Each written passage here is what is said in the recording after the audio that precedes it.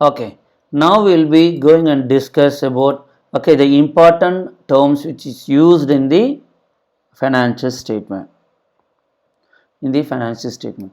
First and foremost, let me take balance sheet.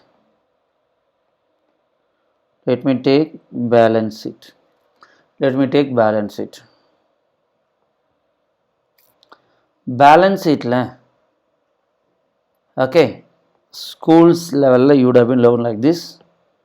Detail level we'll be discussing later. Particulars, balance sheet na, we'll use like this: liabilities, assets.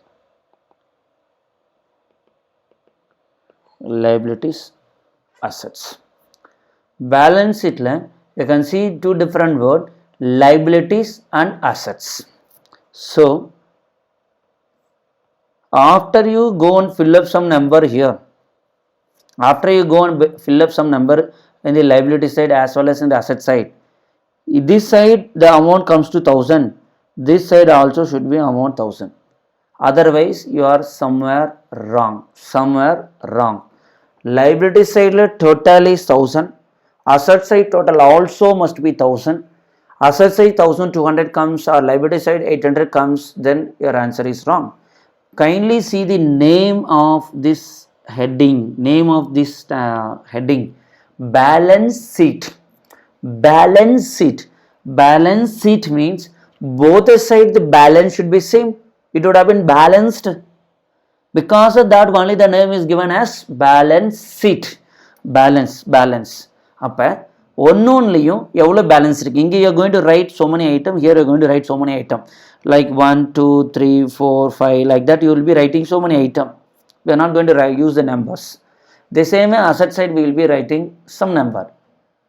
அந்த டேட்ல என்ன balances இருக்கு அப்படிங்கறத இங்க காமிக்க போறோம், அதனால தான் அதுக்கு பேரு பேலன்ஸ் ஷீட். ஓகேங்களா?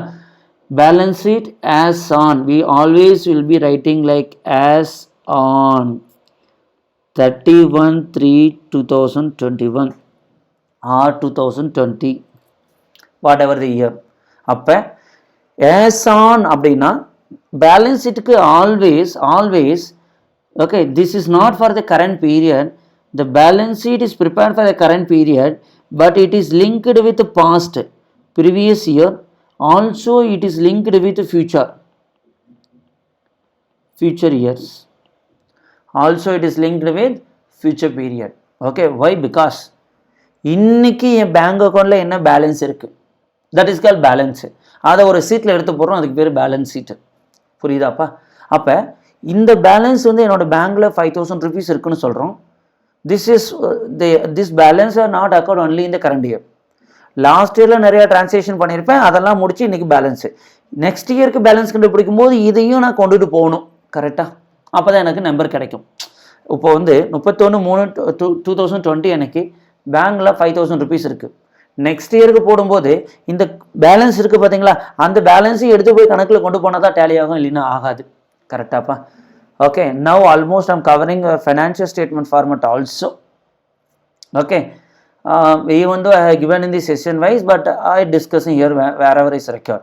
அப்ப இந்த இடத்துல எழுதியிருக்கிறது எல்லாமே பேலன்ஸ் தான். அப்ப இதுல இருந்து இன்னும் கனெக்ஷன் இருக்கு நெக்ஸ்ட் இயருக்கும் அப்படின்னு சொல்லுவோம். கரெக்டாப்பா? Okay, listen. Here you must understand what is asset, what is liability. First you must understand what is asset, or first you can understand liabilities also. Even though I used as liabilities here, two different terminologies will come. Liabilities are nothing but our own fund, borrowed fund,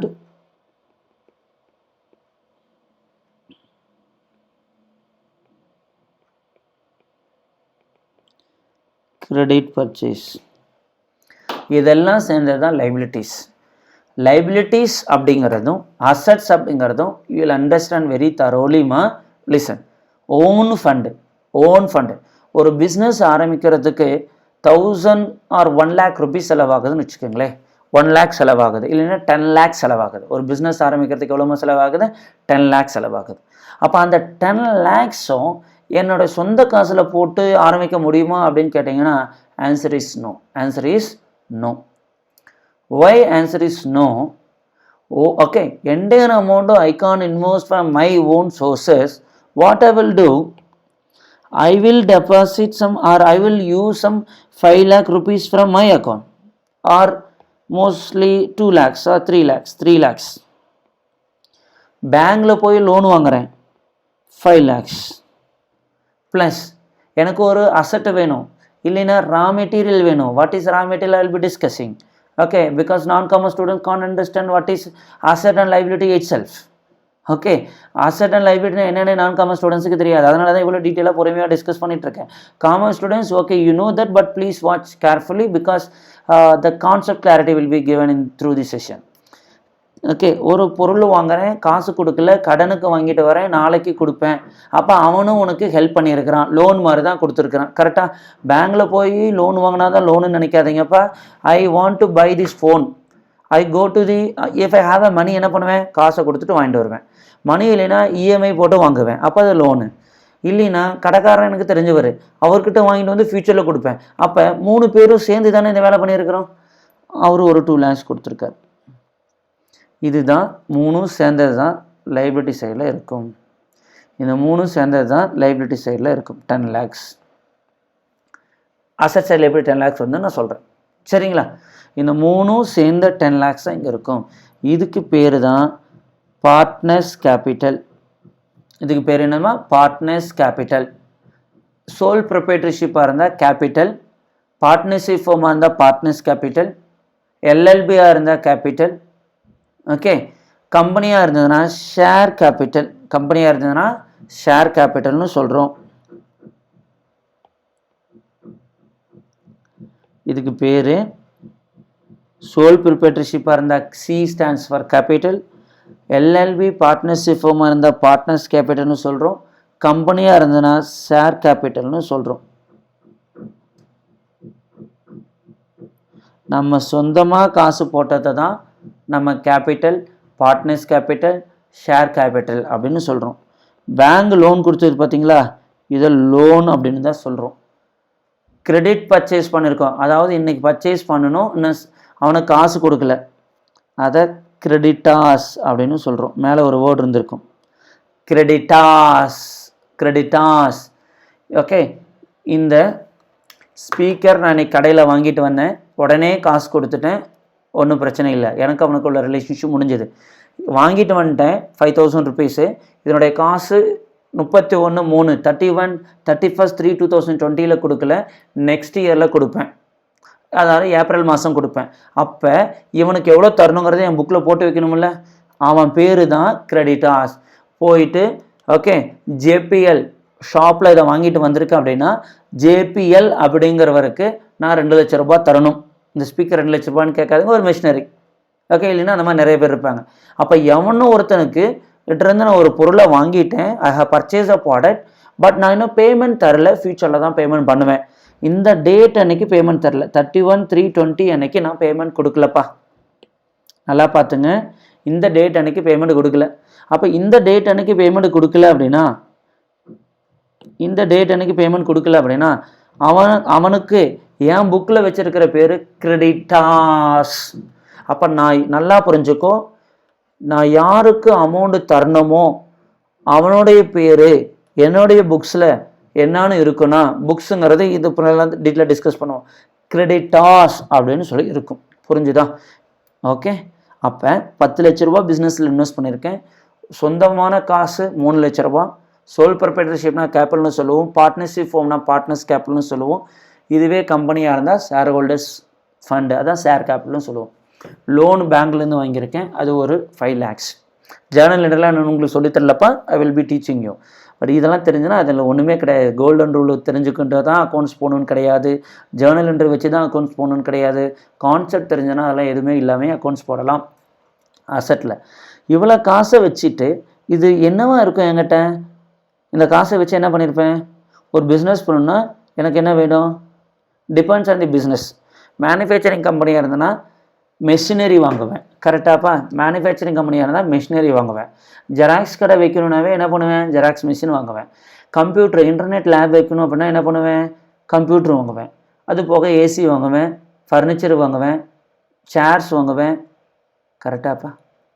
ஒரு auditor office ஆரம்பிக்கிறோம் அப்படின்னா furniture வாங்குவோம், table வாங்குவோம், சேர் வாங்குவோம், fan வாங்குவோம், AC வாங்குவோம், அடுத்தது வந்து யூபிஎஸ் வாங்குவோம். இதெல்லாம் தான் நம்ம வாங்குவோம். கரெக்டுங்களா? அப்போ அந்த மாதிரி வாங்கக்கூடிய அசட், அந்த மாதிரி வாங்கக்கூடிய பொருளுக்கு பேர் தான் அசட்னு சொல்லுவோம். அந்த மாதிரி வாங்கக்கூடிய பொருளுக்கு பேர் தான் என்னமா? அசட். இப்போ நீங்கள் ஒரு வீடு இருக்குதுன்னு வச்சுக்கோங்களேன். உங்கள் வீட்டில் என்ன இருக்கும்? உங்கள் சொந்தமாக ஒரு வீடு இருக்கலாம், இல்லை வாடகை வீட்டில் இருக்கலாம். சொந்தமாக வீடு இருந்தால் வீடு உங்களுக்கு அசட்டு. வீடு அப்படின்னு சொல்லிட்டு இருக்கோம். அக்கௌண்ட்ஸில் என்ன சொல்கிறோம்? அசட்னு சொல்கிறோம். அந்த வீட்டுக்குள்ளே என்ன இருக்கும்? டிவி இருக்கும், சோஃபா இருக்கும், ஃப்ரிட்ஜ் இருக்கும், காட் இருக்கும், ஃபேன் இருக்கும், ஏசி இருக்கலாம், ஸ்டவ் இருக்கலாம். இந்த மாதிரி இருக்கக்கூடிய ஐட்டத்துக்கு பேர் அசட்னு சொல்கிறோம். ஓகேங்களா? இன்னும் கொஞ்சம் அதுக்கப்புறம் என்ன இருக்குன்னா அரிசி இருக்கும், கிராசரி ஐட்டம்ஸ் இருக்கும். கரெக்டாப்பா? நூடுல்ஸ் பேக்கெட் இருக்கலாம். இது எல்லாமே சேர்ந்துருக்கலாம். அப்போ இந்த காசு ஒன்று உங்கள் சொந்த காசை போட்டோ, இல்லை கிரெடிட் கார்டை யூஸ் பண்ணியோ, இல்லை கடனுக்கு பொட்டி கார்டில் கடனுக்கோ வாங்கிட்டு வந்து வச்சுருப்பீங்க. அதெல்லாம் தான் உங்கள் வீட்டுக்குள்ளே இருக்கும். அப்போ உங்கள் வீட்டுக்குள்ளே இருக்கிற அத்தனை பேர்த்துக்கும் அசட். வீடுங்கிறது ஒரு அசட்டு, ஃபர்னிச்சருங்கிறது ஒரு அசட்டு, டிவிங்கிறது ஒரு அசட்டு, அடுத்து ஃப்ரிட்ஜுங்கிறது ஒரு அசட்டு, கிராசரி ஐட்டம்ங்கிறது ஒரு அசட்டு, அரிசி வச்சுருக்கிறது ஒரு அசட்டு, ஆயில்னு இருக்குது அது ஒரு அசட்டு. இது எல்லாமே அசட்டுமா. இந்த அசட் எப்படி வந்தது? இந்த 10 லட்ச ரூபாய் வச்சுருப்பீங்க. அது போக வீட்டில் கேஷ் வச்சுருப்பீங்க. இந்த 10 லட்ச ரூபாய் வச்சுருக்கீங்கன்னா இந்த 10 லட்ச ரூபாய்க்கு ஒன்றும் பொருளாக வச்சுருப்பீங்க, இல்லைன்னா என்ன வச்சுருப்பீங்க?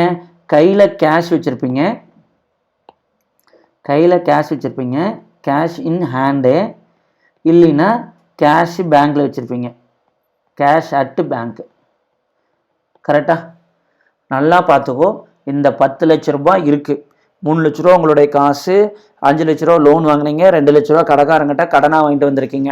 ஓகே, ஃப்ரிட்ஜு இதெல்லாம் கடனாக வாங்கிட்டு வந்திருக்கீங்க, நாளைக்கு கொடுப்பீங்க. அவனுடைய பேர் தான் கிரெடிட்டாஸ். இது போக பேலன்ஸ் கொஞ்சம் கையில் கேஷாக இருக்கலாம், பேங்கில் ஒரு அமௌண்ட் இருக்கலாம். இது போக சப்போஸ் கேஷ் வந்து கையில் பார்த்தீங்கன்னா ஒரு 1 lakhs இருக்குதுன்னு வச்சுங்களேன். கேஷ் அட் பேங்க்கில் வந்து ஒரு 2 lakhs வச்சுருக்கீங்க, இல்லைன்னா ஒரு 50,000 வச்சுக்கலாம். எதுக்கு அதிகமாக? கேஷ் வந்து 10,000, பேங்கில் 40,000, பேங்கில் 40,000. அப்போ இது போக பேலன்ஸ் அமௌண்ட்டு இந்த 9 lakhs இருக்குல்ல, அந்த என்டையர் 9 lakhsமே அசட்டாக இருக்குமாப்பா? அதான கான்செப்ட்டு. கரெக்டாக? அந்த அசட்டை இப்போ உங்களுக்கு அசட் என்னென்னு புரிஞ்சுதா? இந்த அசட்டை நம்ம என்ன பண்ண போகிறோன்னா we are going to split into 2 categories.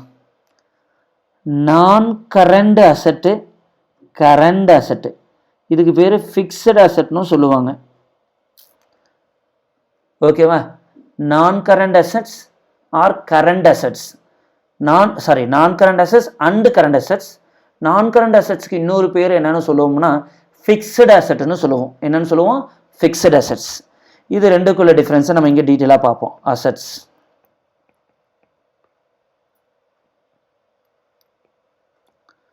non-current assets or fixed assets. current assets. இப்போ வீட்டில் என்னென்ன இருக்குன்னு சொன்னேன்? ஃப்ரிட்ஜ் இருக்குது, ஹவுஸ் இருக்குது, சோஃபா இருக்குது, டிவி இருக்குது, ஏசி இருக்குது, கிராசரி ஐட்டம் இருக்குது, ரைஸ் இருக்குது, ஆயில் இருக்குது. இது எல்லாத்துக்கும் சேர்ந்த பேர் என்னப்பா? அசட். இதெல்லாம் சேர்ந்த பேர் என்னது? அசட்டு. இப்போ இந்த வீட்டுக்குள்ளே இருக்கிறத எல்லாத்தையும் பிரித்து எடுக்க போகிறோம்.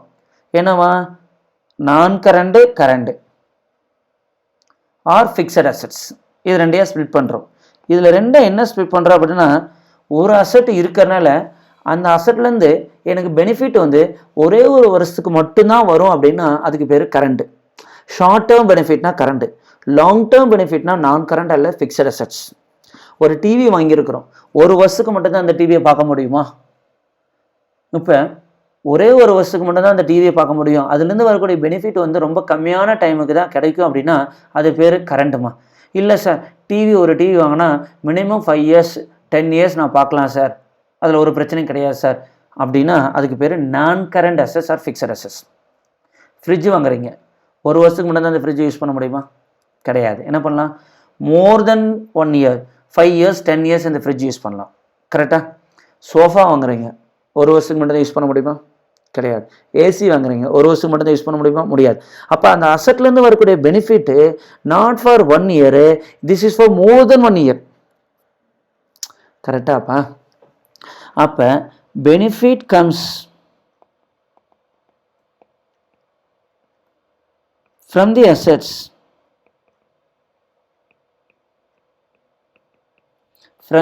for the period more than 1 year, okay, then it is become non-current assets or fixed assets. This is simply says long term benefit in long term. Benefits consumed or realized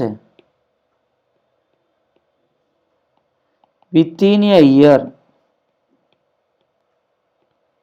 then it is a current assets, that is called short term. Example: house, fridge, washing machine, AC, fan, table, etc.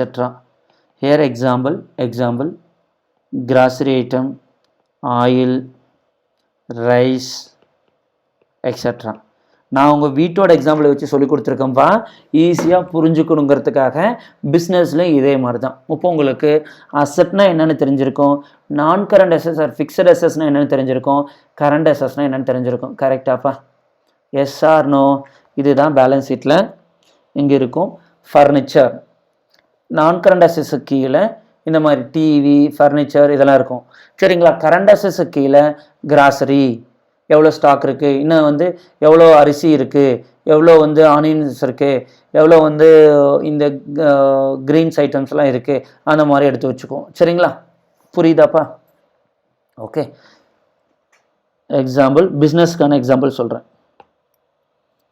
Machinery, furniture, plant and machinery. இந்த இடத்துல plant and machinery, furniture, land, building, computer,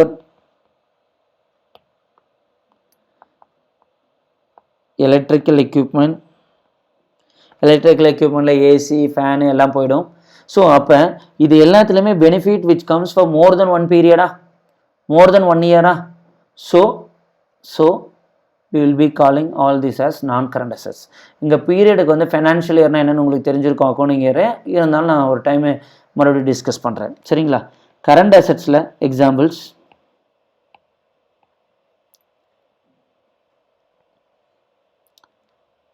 current அசெட்ஸில் stock or inventory அப்படின்னா என்னென்னு உங்களுக்கு தெரியாது, சொல்கிறேன். Debtors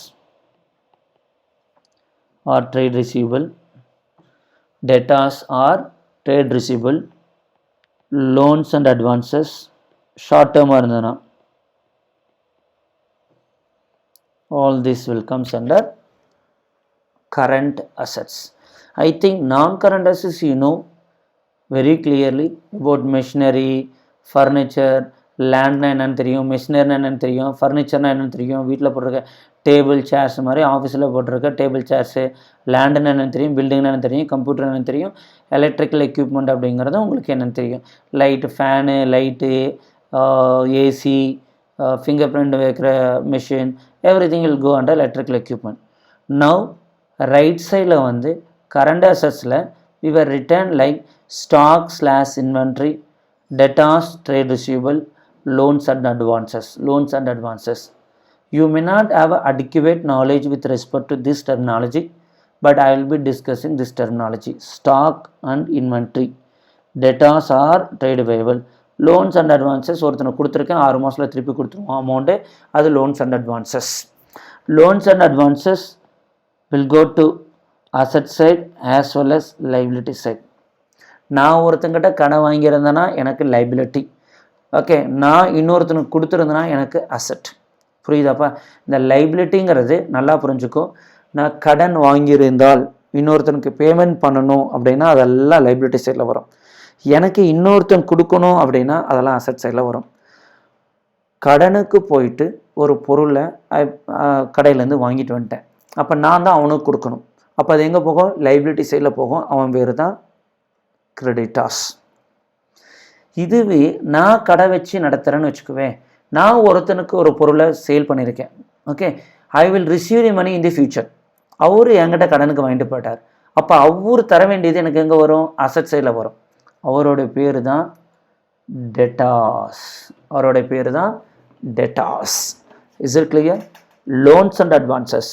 நான் உங்ககிட்ட 1000 rupees வாங்கியிருக்கேன், அப்போ என்னுடைய ஃபைனான்ஷியல் ஸ்டேட்மெண்ட், என்னுடைய பேலன்ஸ் ஷீட்டில் அது லைபிலிட்டி சைடில் போகணும், ஏன்னா நான் உங்களுக்கு திருப்பி தரணும். உங்களுக்கு ஒரு பேலன்ஸ் ஷீட் இருக்குமா? அந்த பேலன்ஸ் ஷீட்டில் நீங்கள் அசட் சைடில் போடுவீங்க, ஏன்னா உங்களுக்கு வர வேண்டிய அமௌண்ட்டு என்கிட்ட இருந்து. நெக்ஸ்ட், கடை வச்சுருக்கோம், கடையில் போய் ஒரு பொருளை வாங்குகிறோம். கடையில் போய் நான் சப்போஸ் நீங்கள் கடை வச்சுருக்கீங்க, நான் உங்ககிட்ட திங்ஸ் வாங்குகிறேன் அப்படின்னா ஒரு 10,000 ரூபாய்க்கான திங்ஸ் வாங்கிட்டு வந்துட்டேன். நான் போடக்கூடிய பேலன்ஸ் ஷீட்டில் உங்களுக்கு தர்ற மாதிரி இருக்கும், அதனால் உங்கள் பேர் லைபிலிட்டி சைடில் கிரெடிட்டாஸ் அப்படின்னு வரும், சன்ட்ரி கிரெடிட்டாஸ் அப்படின்னு வரும். கடை வச்சு நீங்கள் ரன் பண்ணுறீங்களா, நீங்கள் எனக்கு கடனுக்கு கொடுத்துருக்கீங்களா, அப்போ உங்களுக்கு வர வேண்டிய அமௌண்ட்டை வரணும்னா உங்களுக்கு அசட் சைடில் போய் உட்காந்துருக்கும், டெட்டாஸ். என்ன பேர்? டெட்டாஸ் அப்படின்னு உட்காந்துருக்கும். புரிஞ்சுதாப்பா? இதுதான் சன்ட்ரி கிரெடிட்டாஸ் அண்ட் சன்ட்ரி டெட்டாஸ்க்குள்ள டிஃப்ரென்சஸ். ஸ்டாக் அப்படின்னு கேட்டிங்கன்னா வெரி சிம்பிள். ஸ்டாக் இல்லைன்னா இன்னொரு பேர் இன்வென்ட்ரின்னு சொல்லுவோம். நம்ம வீட்டில் 31/3/20 அன்னைக்கு எவ்வளோ கிலோ ரைஸ் இருக்குது, எவ்வளோ கிலோ ரெட் சில்லி இருக்குது, எவ்வளோ கிலோ இந்த மற்ற ஐட்டம்ஸ்லாம் இருக்குது அப்படின்னு எடுக்கிறதுக்கு பேர் தான் ஸ்டாக்கு. அப்போ ஒரு பிஸ்னஸ் பண்ணுறாங்கன்னா ஒவ்வொரு ஃபைனான்ஷியல் இயர் முடியும் போதும், அக்கௌண்டிங் இயர் முடியும் போதும், அக்கௌண்டிங் இயர் அப்படிங்கிறது இந்தியாவில் ஏப்ரல்லேருந்து மார்ச் வரைக்கும் இருக்கக்கூடிய பீரியடை அக்கௌண்டிங் இயர்னு சொல்லுவோம். சரிங்களா? ஏப்ரல்லேருந்து மார்ச் வரைக்கும் இருக்கக்கூடிய பீரியட் என்னன்னு சொல்லுவோம்? அக்கௌண்டிங் இயர்னு சொல்லுவோம்.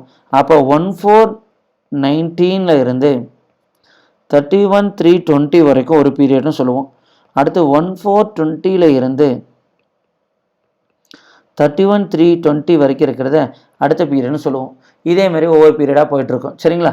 அப்போ ஒரு கம்பெனியில் பிஸ்னஸ் பண்ணுறாங்கன்னா நிறைய ஐட்டம்ஸ் இருக்கும். இப்போ வந்து மொபைலுடைய ஷோரூமில் போய் பாருங்கள், நோக்கியா மொபைல் இருக்கும். நோக்கியா மொபைலில் மாடல் 1, மாடல் 3, மாடல் 4, மாடல் 5. சாம்சங்கில் மாடல் 1, 2, 3, 4, 5. அடுத்தது ஆப்பிளில் 1, 2, 3, 4, 5. ரெட்மியில் 1, 2, 3, 4, 5. இந்த மாதிரி டிஃப்ரெண்ட் டைப் ஆஃப் மாடலில் அவங்ககிட்ட ஸ்டாக்ஸ் இருக்கும். Different types of models will have a different price also. Different model will have different price also.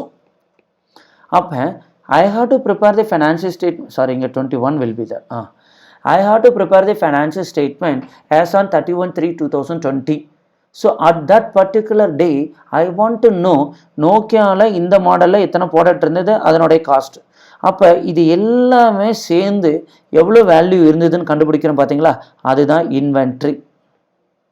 நம்ம பிஸ்னஸ் பண்ணுறோம், பிஸ்னஸ் பண்ணக்கூடிய பொருள்கள் ப்ராடக்ட்ஸ், எவ்வளோ ப்ராடக்ட்ஸ் என்கிட்ட இருந்தது இந்த க்ளோசிங் டேட்டில். ஓகேங்களா? பேலன்ஸ் ஷீட் வந்து 31/3/20 அன்னைக்கு போட்டோன்னா அன்னைக்கு என்ன இருந்தது, 31/3/21 போட்டோன்னா அன்னைக்கு என்ன இருந்தது அப்படின்னு கண்டுபிடிக்கிற பேர் தான், அதை கண்டுபிடிச்சிக்கிறது பேர் தான் இன்வென்ட்ரி இல்லைன்னா ஸ்டாக்னு சொல்லுவோம். ஏன்னு கேட்டிங்கன்னா, நான் என்னுடைய பிஸ்னஸில் I have invested some 10 lakh rupee. 10 lakh rupee. 3 lakh is my own fund, 5 lakh is loan fund, 2 lakhs is a creditors. Nokia company, Samsung கம்பெனியில் கடனுக்கு மொபைல் வாங்கிட்டு வந்திருக்கேன். ஐ will B paying in the future. லோனுக்கு வாங்கிட்டு வந்திருக்கேன், product sale பண்ணதுக்கப்புறம் கொடுத்துருவேன். அப்போ Nokia company, Samsung company, apple company அவங்ககிட்ட எவ்வளோ ஒர்த்துக்கு நான் வாங்கணும் அவன் பேரெல்லாம் கிரெடிட்டாஸ் கீழே இருக்கும். புரிஞ்சுதான்? ஈஸியாக புரிஞ்சுக்கோ மொபைல் ஷாப் வச்சுக்கிட்டு. ஓகே, மொபைல் ஷாப்பில் என்ன பண்ணுறோம், டிஃப்ரெண்ட் கம்பெனியுடைய மொபைலை வாங்கி சேல் பண்ணுறேன். அப்போ அந்த மொபைல் ஷாப் வைக்கிறதுக்கு என்னோட பேங்க்லேருந்து 3 லட்ச ரூபா எடுத்து போட்டேன். ஸ்டேட் பேங்க் ஆஃப் இந்தியாவில் 5 lakhs கடன் வாங்குறேன். அடுத்து ஆப்பிள் கம்பெனி, சாம்சங் கம்பெனியில் 4 ஃபோன் எடுத்துகிட்டு வந்துட்டேன். அவனுக்கு அமௌண்ட் எப்போ தரேன்னா அப்புறமா கொஞ்ச நாள் கழிச்சு தரேங்கன்னு சொல்லி வாங்கிட்டு வந்துட்டேன். அப்போ அவனுடைய பேர் என்னுடைய பேலன்ஸ் ஷீட்டில் லைபிலிட்டி சைடில் ஆப்பிள் கம்பெனிக்கு இவ்வளோ காசு தரணும், கிரெடிட்டாஸ். சன்ட்ரி கிரெடிட்டாஸு கீழே ஆப்பிள் 1 lakh. சாம்சங் கம்பெனிக்கு 50,000 தரணும், சன்ட்ரி கிரெடிட்டாஸு கீழே சாம்சங் 50,000. ரெட்மி கம்பெனிக்கு 30,000 தரணும், அப்போ சன்ட்ரி கிரெடிட்டாஸ் கீழே 30,000. இன்னொரு கம்பெனிக்காரனுக்கு 20,000 தரணும். அப்போ இவன் எல்லாமே நமக்கு சப்போர்ட் பண்ணியிருக்கான்ல. நான் காசு போட்டதும் பிஸ்னஸ்க்கு சப்போர்ட் ஆகுது, பேங்க்ல லோன் கொடுத்தது பிஸ்னஸ் சப்போர்ட் ஆகுது. அப்போ இது எல்லா காசையும் திருப்பி எடுக்கணும்னு பிஸ்னஸ்ல இருந்து, அதனால தான் அதை லைபிலிட்டின்னு சொல்கிறோம். திருப்பி தர வேண்டியதை லைபிலிட்டின்னு சொல்கிறோம். சார் நம்ம காசு தானே சார் 3 லட்ச ரூபா போட்டிருக்கோம், அதையும் ஏன் சார் லைபிலிட்டின்னு சொல்கிறீங்க? கம்பெனிஸ் ஆக்டில் அதனால தான் அது கொஞ்சம் டிஃப்ரெண்ட்டாக சொல்கிறாங்க, ஈக்விட்டிஸ்னு சொல்கிறாங்க. பட் இங்கே பொறுத்த வரைக்கும் லைபிலிட்டி கீழே தான் வருது. என்னுடைய காசு பிஸ்னஸ்ங்கிறது வேற, என்னுடையங்கிறது பர்சனல் காசுங்கிறது வேறையா. அப்போ பிஸ்னஸ்லேருந்து 3 லட்ச ரூபா நான் எடுக்கணுமில்ல, அப்படியே விட்டுட்டு போகக்கூடாதுல்ல. அதனால தான் அதை லைபிலிட்டின்னு சொல்கிறோம். அடுத்தது அசட் சைடில் வரும்போது ஷோரூமுக்கு உள்ளே இன்டீரியர் பண்ணியிருக்கேன், அந்த ரேக் வச்சுருக்கேன், ஏசி போட்டிருக்கேன், அந்த கபோர்டு வச்சுருக்கேன். இது எல்லாமே எனக்கு என்னதுமா ஃபிக்ஸடு அசட்ஸ். இதுக்கு எல்லாமே ஃபிக்ஸடு அசட்ஸ். இது போக என் கையில் கொஞ்சம் காசு இருக்கும், கொல்லாப்பேட்டியில் காசு இருக்கும், பேங்க்கில் கொஞ்சம் அமௌண்ட் வச்சுருக்கேன். அதெல்லாம் cash in hand, cash at bank. இது போக என்ன பண்ணுவேன், கஸ்டமருக்கு நான் அப்பப்போ சேல் பண்ணோன்னே காசை வசூல் பண்ணிவிடுவேன். அப்போ உடனே வந்து வாங்கிடுறேன். ஒரு சில கஸ்டமர் எனக்கு தெரிஞ்ச கஸ்டமராக இருந்தால் என்ன பண்ணுறேன், இன்றைக்கி வாங்கிட்டு போங்க சார், நீங்கள் அமௌண்ட் கொடுங்க சார், 1 வீக்கில் அமௌண்ட் கொடுங்க சார்னு சொல்கிறேன். அந்த மாதிரி ஒரு 100 people ஆர் 50 peopleக்கு நான் கொடுக்குறேன். ஒரு 150 சேல் பண்ணமா அதில் 100 peopleக்கு இம்மிடியட்டாக காசு வாங்கிட்டேன். இம்மிடியட்டாக காசு வாங்கிட்டா எனக்கும் அவனுக்கும் உள்ள ரிலேஷன்ஷிப் முடிஞ்சது. இந்த ரிலேஷன் டு தட் சேலு, அவனோட ரிலேஷன்ஷிப் முடிஞ்சதுன்னா பர்சனல் ரிலேஷன்ஷிப் கிடையாது, பிஸ்னஸ் ரிலேஷன்ஷிப் முடிஞ்சது. மறுபடியும் வேறு ப்ராடக்ட் வேணால் வந்து வாங்கிக்கலாம். அந்த ப்ராடக்ட்னுடைய கனெக்ஷன் முடிஞ்சது. கரெக்டாக? அதுக்கு பேர் தான் கேஷ் சேல்ஸ்னு சொல்கிறோம். அதுக்கு பேர் தான் என்ன சொல்கிறோம், கேஷ் சேல்ஸ்னு சொல்கிறோம். ஒரு ஃபோன் வாங்குறாரு, 10,000 கொடுக்குறாரு, பாய் பாய் சொல்கிறாரு, எனக்கும் அவருக்கும் முடிஞ்சு போச்சு. இந்த ஃபோன் சேல் பண்ணுறதுக்கான வேலை முடிஞ்சு போச்சு. இதுக்காக நானும் அவரும் இனிமேல் பேசிக்கணுங்க நெசசிட்டி கிடையாது. அதுக்கு பேர் என்னது கேஷ் சேல்ஸ். அதுக்கு பேர் என்னது, கேஷ் சேல்ஸ். இதுவே நான் ஒரு பொருள் வாங்குகிறேன், நான் சேல் பண்ணுறலவா, ஓகே, நான் ஒரு பொருள் சேல் பண்ணுறேன், இன்னொருத்தர் வந்து வாங்கிட்டு போகிறார், நெக்ஸ்ட் வீக்கில் தரங்கிறார். எனக்கும் அவருக்கும் உள்ள relationship which is related to this product is over or still will continue till he remit the பேமெண்ட்டா? அவர் பேமெண்ட் கொடுக்குற வரைக்கும் இவர் காசு தரணும்னு கணக்கில் வச்சுக்கிட்டு இருக்கணுமா, இல்லை எனக்கும் இவருக்கும் உள்ள சேல் முடிஞ்சு போச்சுன்னு சொல்லிடலாமா? சொல்லக்கூடாது. அவர் தர வரைக்கும் நான் வச்சுட்டு இருக்கணும் கணக்கில். கரெக்டாக? சரி. சாம்சங் கம்பெனிக்காரங்கிட்ட நான் போய் ஃபோன் வாங்கினேன். ஏன்னா இந்த டெட்டாஸ் கிட்டாஸ் நிறைய பேர் கன்ஃபியூஷன் ஆகும், அதனால தான் இவ்வளோ டீட்டெயிலாக சொல்லிட்டு இருக்கேன். சாம்சங் கம்பெனிக்காரன்ட்ட நான் போய் ஃபோன் வாங்கிட்டு வந்தேன். கடைக்காரன் எனக்கு சாம்சங் கம்பெனி எங்கே வரும், அவனுக்கு நான் காசு தரணும். நான் தர வேண்டியது எல்லாமே எங்கே வரும், லைபிலிட்டி சைடு. லோன் வாங்கினேன், திருப்பி தரணும், லைபிலிட்டி. சொந்த காசு போட்டிருக்கேன், திருப்பி காசு எடுக்கணும், லைபிலிட்டி. ஃபோனு கடனுக்கு கொடுத்துருக்கான், திருப்பி அவனுக்கு தரணும், லைபிலிட்டி. Sundry creditors. பிஸ்னஸுக்காக கடன் கொடுத்துருக்கானா கிரெடிட்டாஸ். கடன்னா லோனாக வாங்கலாம், லோன் வந்து வாங்கி அசட்டும் வாங்கலாம், என்ன வேணாலும் வாங்கலாம். பட் இந்த இடத்துல கிரெடிட்டாஸுங்கிறவன் நான் வாங்கி விற்கிறக்கூடிய பொருளுக்கு கடனாக கொடுத்துருக்கான், அதுதான் அவனுக்கு கிரெடிட்டாஸ்ன்னு சொல்கிறேன். பர்ஃபெக்ட். நவ் நான் என்னுடைய கஸ்டமர் இருக்காங்க பார்த்தியா, அதில் 100 கஸ்டமருக்கு 150 சேல் பண்ண, அதில் 100 கஸ்டமருக்கு கேஷ் வாங்கிட்டேன். கேஷ் சேல்ஸ் முடிஞ்சிச்சு. இங்கெல்லாம் நான் கொண்டு வரணுங்கிற அவசியம் கிடையாது. ஒரு 50 கஸ்டமருக்கு கடனில் சேல் பண்ணியிருக்கேன், அதனால் ஃபியூச்சரில் எனக்கு தருவான். அப்போ எனக்கு தர வேண்டியது யாராவது இருந்ததுன்னா எனக்கு ரிசீவ் பண்ணுறது, அது தர வேண்டியது இன்னொருத்தர் தரணும்னா எனக்கு அது பேர் என்னது, ரிசீவ்டு. எனக்கு ஒரு இடத்துலேருந்து காசு வரும் அப்படிங்கிற மாதிரி இருக்கிறதெல்லாம் அசட். கரெக்டாக? ஃபர்னிச்சரும் என்னது, ஒரு இடத்துலேருந்து காசு வரும், ஃபர்னிச்சர் விற்றா காசு வருமே. கரெக்டாக இல்லையா? ஓகே. அப்போ பிஸ்னஸுக்காக ஒரு பொருளை வாங்கிட்டு போயிருக்கான், அதுக்காக ஒரு காசு எனக்கு வரும், டெட்டாஸ்னு சொல்லுவோம். Debtors, டிஇபிடிஓஆர்ஸ், debtors. பிஸ்னஸுக்காக ஒரு பொருளை நான் கடனுக்கு வாங்கியிருக்கேன், கிரெடிட்டாஸ். பிஸ்னஸ்க்காக இன்னொருத்தன் என்கிட்ட இருந்து ப்ராடக்டை he bought it. So for that I will receive the money. So their names will comes under debtors. Is it okay with you? Okay, I hope I understood the differences between debtors and creditors. Debtors and creditors. Creditors, debtors should pay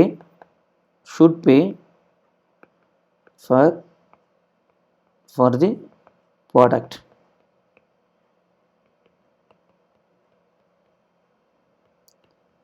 For the product purchase. Should receive for the product sale.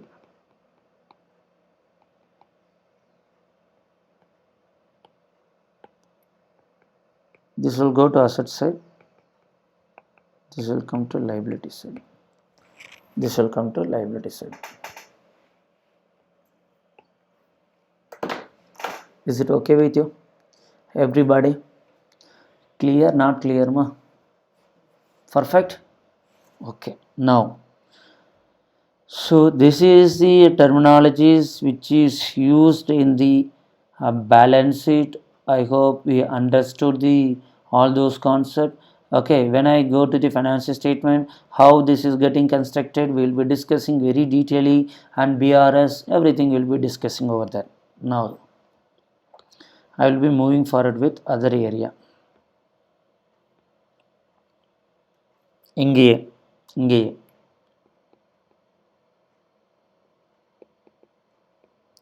partners capital. A and B join together and starting a business, AB and Co. AB and Co. A would have given some money, B would have given some money. This is become partners capital in the books of AB and Co. In the books of AB and Co. Okay, A and B joined together and started business. Okay, ரெண்டு பேரும் காசு கொடுத்துருக்காங்க, அதுக்கு பேர் என்னது? Partners capital. அடுத்தது partners.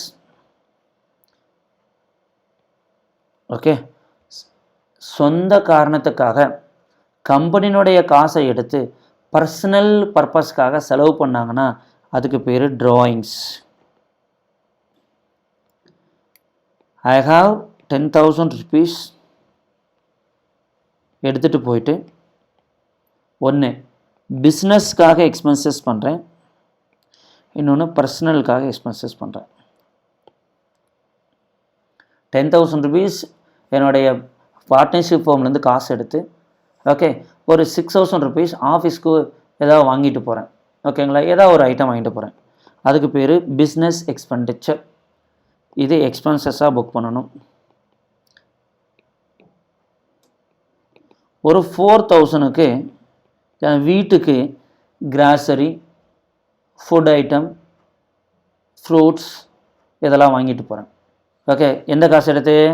Company காசு எடுத்து வாங்கிட்டு போகிறேன். கம்பெனி காசு எடுத்து கம்பெனிக்காக செலவு பண்ணால் அதுக்கு பேர் பிஸ்னஸ் எக்ஸ்பெண்டிச்சர். கம்பெனி காசு எடுத்து பர்சனலுக்காக செலவு பண்ணுறதுக்கு பேர் ட்ராயிங்ஸ். அதுக்கு பேர் என்னம்மா? ட்ராயிங்ஸ். ஏன்னா கம்பெனி காசு வேறு, நம்ம பர்சனல் எக்ஸ்பெண்டிச்சர் வேறையா. நம்ம ஏடிஎம், என்னுடைய பர்சனல் ஏடிஎம் எடுத்து பர்சனலுக்கு செலவு பண்ணுறது வேறு, பிரச்சனை இல்லை. That will not come into the books of accounts itself.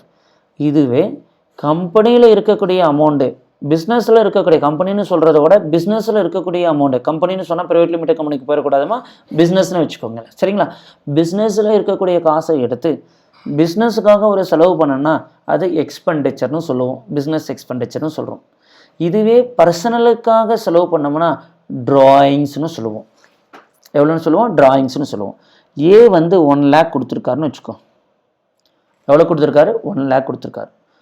இப்போ சொந்த பர்பஸ்க்காக கம்பெனிக்கு, அதாவது பிஸ்னஸ் காசை 4,000 எடுத்துக்கிட்டார், கரெக்டாக? அப்போ ஏ 1 lakh கொடுத்தாரு, கேபிட்டல், அதுக்கு பேர் கேபிட்டல். ஏ 4,000 எடுத்துக்கிட்டாரு, அதுக்கு பேர் ட்ராயிங்ஸ். பேலன்ஸ் அவருக்கு 96,000 கொடுத்தா போதுமா?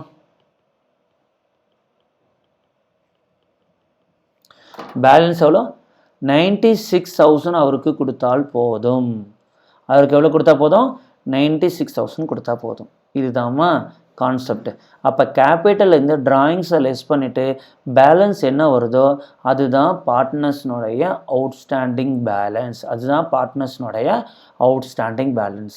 Is it clear with you all? Tell me yes or no. Is it clear with all of you? புரிஞ்சுதுங்களா?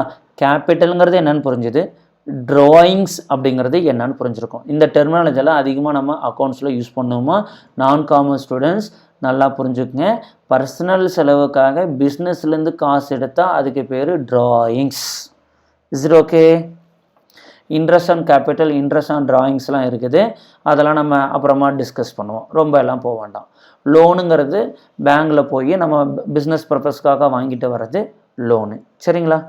இப்போ ஐ திங்க் பேலன்ஸ் ஷீட்டில் இருந்த எல்லாத்தையுமே முடிச்சிட்டோம். Complete thorough discussion is over. If I am not wrong, thorough discussion is over with respect to the balance sheet. Now we have to move forward with what? Profit and loss account and trading account இருக்கக்கூடிய ஒரு சில டெர்மினாலஜிஸை நம்ம பார்க்கணும். சரிங்களா? we will move forward to that. Okay, before moving forward with other area, we have one more area we will discuss, or one more part we will discuss that part before moving forward to the next part. Listen, what is that part? I think somewhere I would have been used the word called bank OD, overdraft. Bank overdraft. So now you must understand this bank overdraft versus loan. லோனுக்கும் bank ஓடிக்கும் உள்ள difference என்ன? லோனுங்கிறது பேங்குக்கு போய் one time வாங்கிட்டு வரும்.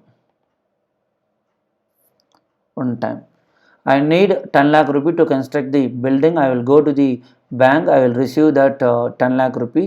I take the money, come to the home. Take the money, come to the home. Is it okay with you?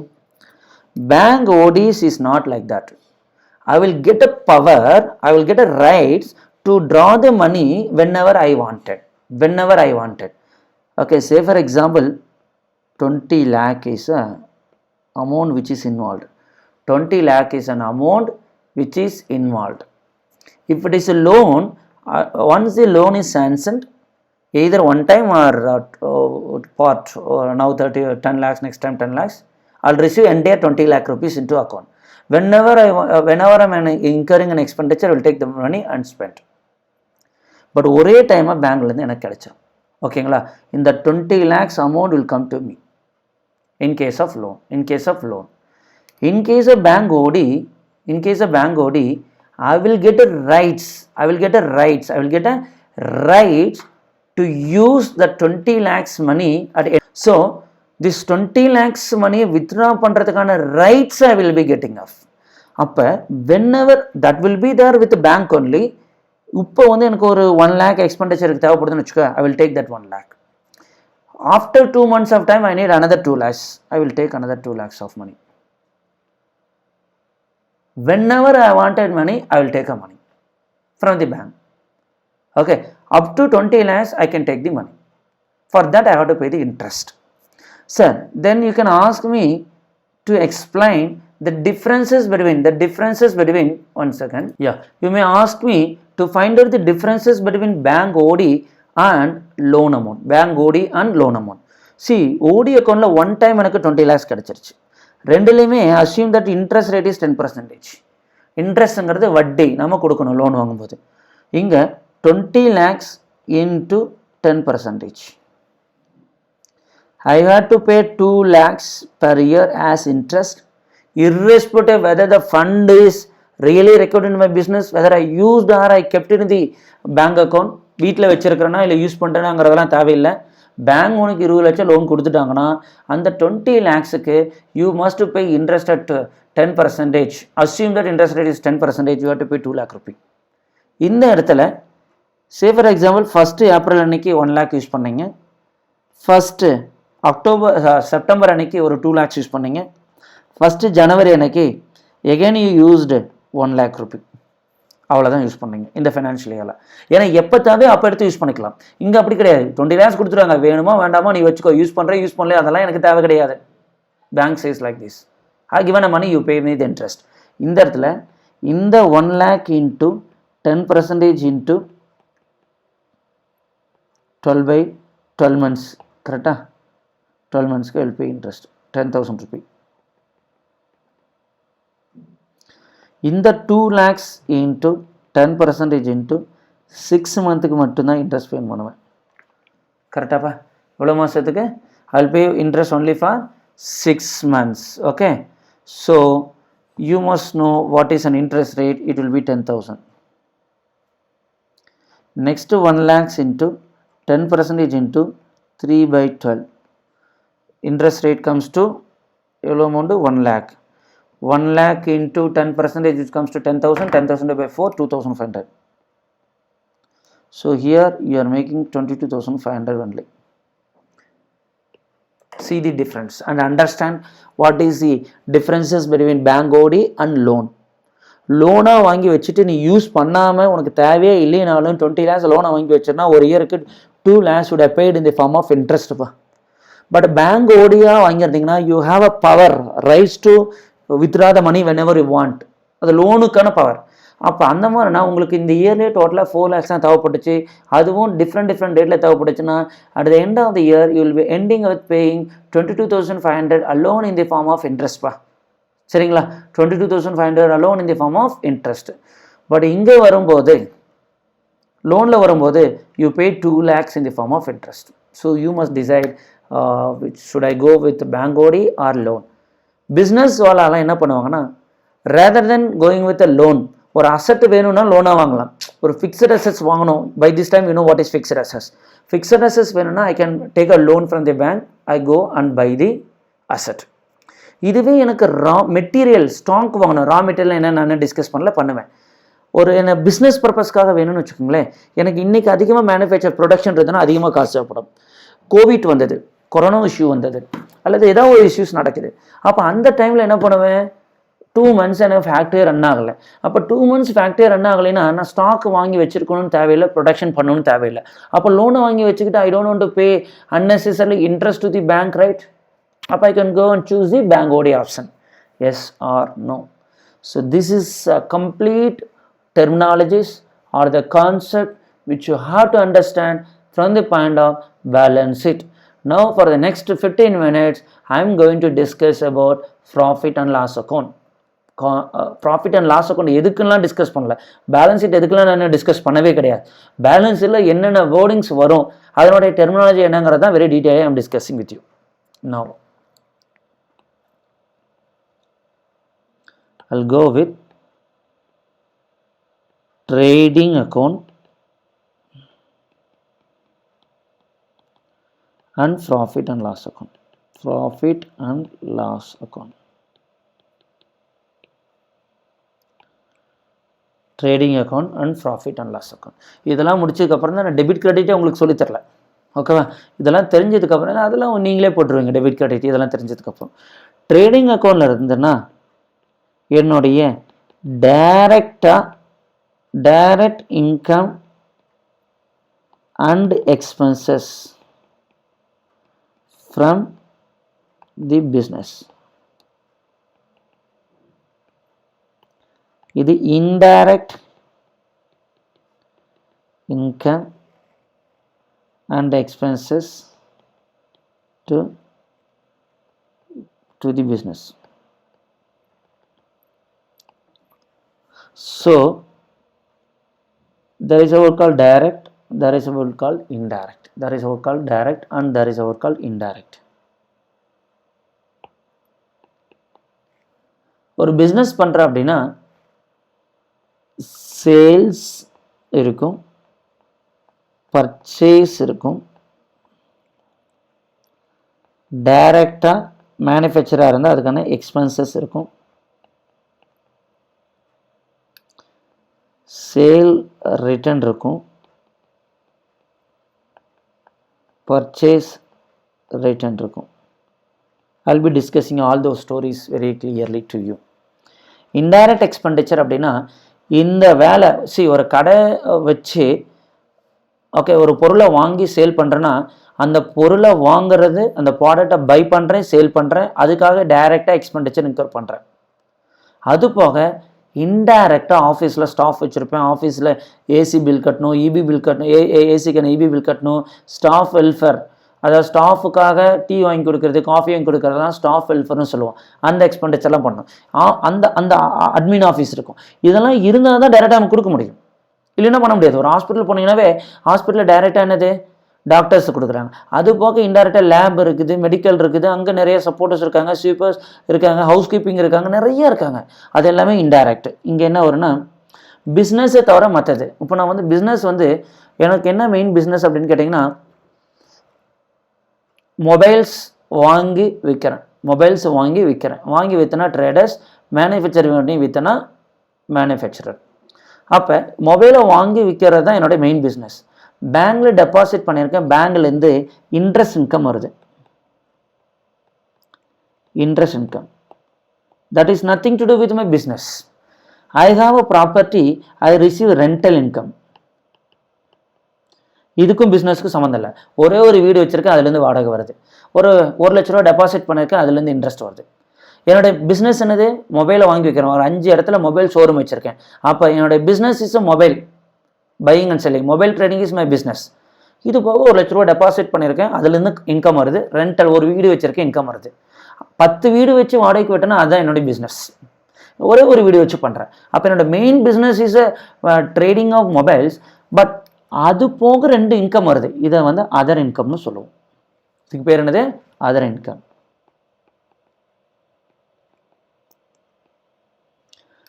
Okay, அடுத்தது யார், இன்டைரக்ட் இன்கம்னு சொல்லுவோம். Indirect income, not directly linked with business.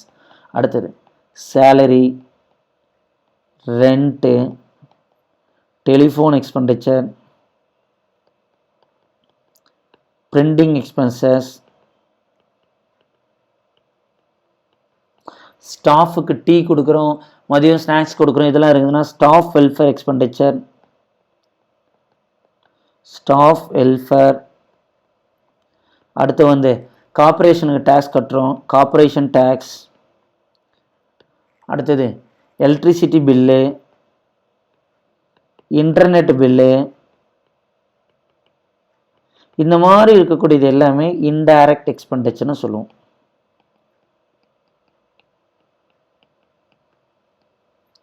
Because it's not directly linked with my mobile trading. மொபைலை வாங்குறது விற்கிறது மட்டும் தான் my mobile trading.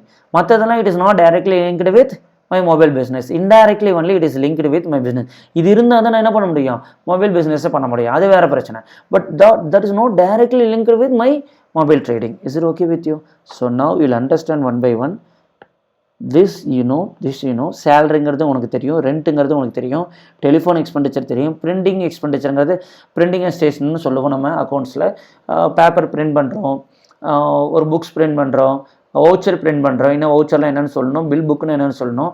Staff வெல்ஃபேருங்கிறது தான் சொன்னேன். ஸ்டாஃபுக்கு டீ கொடுக்குறது, காஃபி கொடுக்குறது, ஸ்நாக்ஸ் கொடுக்குறது, எலக்ட்ரிசிட்டி பில், இன்டர்நெட் பில், இதெல்லாம் நமக்கு பிரச்சனை இல்லை. இந்த இடத்துல சேல்ஸ். இப்போ will be taking all this for the purpose of discussion. 2 different types of sales are there: cash sales, credit sales. Okay, இன்றைக்கி ஒரு ப்ராடக்ட்டை சேல் பண்ணுறேன், அதுக்கான கேஷ் இன்றைக்கே ரிசீவ் பண்ணிட்டேன், that is become cash sales. அவனுக்கு எனக்கு உள்ள ரிலேஷன்ஷிப் முடிஞ்சுது. பேலன்ஸ் ஷீட்டில் வருமானம் வராது. ஓகே, கிரெடிட் சேல்ஸ் அப்படின்னா இன்றைக்கி ப்ராடக்ட் சேல் பண்ணுறேன், after few days I will receive the money. So credit sale பண்ணாச்சேன், there will be a portion called debtors, amount to be received. So it is a debtors, this will go to asset side. அடுத்தது, I hope you are taking notes also. Purchase,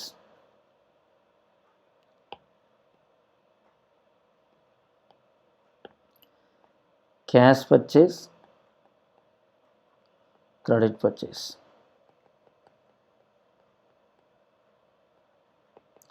Credit பண்ணும்போது I have to pay, so creditors. This will go to liability side. to be paid, to be paid, to be paid. அடுத்தது return. There is a concept called return.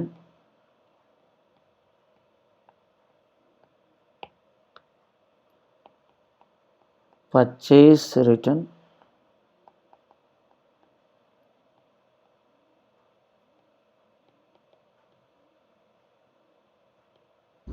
sale return.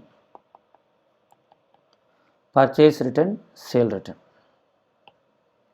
Purchase return, sale return. See, Amazon, Flipkart, you are buying a product.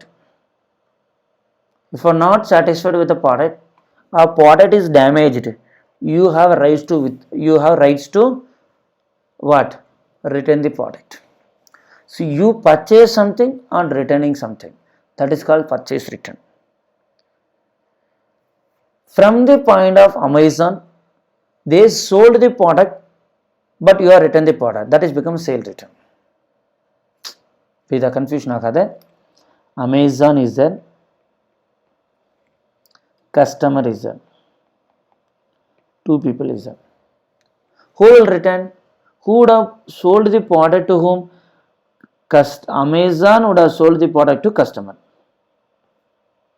Sales. இவனோட point of வந்து purchase. அப்போ இவன் product satisfy ஆகலாம், இவனுக்கு return பண்ணுறான், இதுக்கு பேர் பர்ச்சேஸ் ரிட்டர்ன்.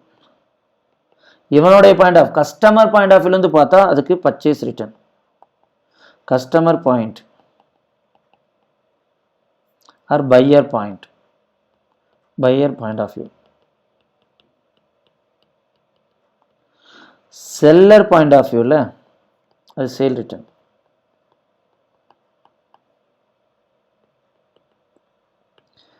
இங்கே you can write Amazon. Okay, there was a sales and purchase between Amazon and customer. So from the point of Amazon, that is a sale. From the point of customer, that is purchase.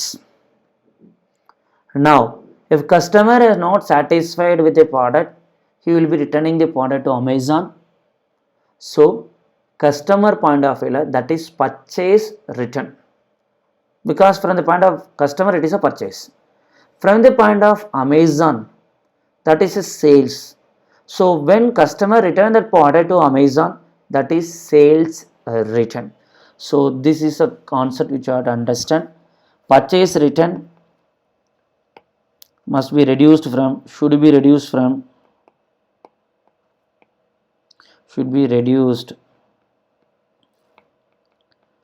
from purchase value, sale return,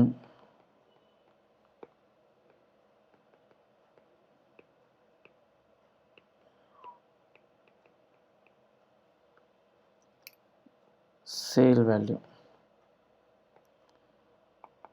Purchase பண்ணது 1 lakh, return பண்ணது 20,000 அப்படின்னா net purchase 80,000 only. Sales பண்ணது ஒரு 1,50,000, return 30,000னா net sale 1,20,000 only. Net sale 1,20,000 only. Okay, everybody, I hope you are clear with this. Yes or no? So I will just show the template will go later. Okay, because financial statement format is completely different from this. Not completely different, that complete discussion is will be held when I go to that particular session. So now if you go and see, completely revise it in this session. I discussed lot in this session too. Okay, we know financial statement, balance sheet, P&L, trial balance, all this I have given just introduction, but this area I will be discussing later. Accounting standard we know, international theriyum, Indian accounting standards, then this area I yet to discuss, I will be discussing. These two areas I had to discuss. Capital என்னன்னு தெரியும், loan, drawings, assets, sundry debtors, sundry creditors, bills payable, bank OD, stock, cash, fixed deposit. Fixed deposit I have not discussed detailedly because you know depreciation I will be discussing it. I have to discuss this. Debit note, credit note is okay. Bills receivable, bills payable, cash is okay. Then mercantile, then fundamental accounting assumption. So these are the areas as yet to be discussed. Okay, I will be discussing these areas also.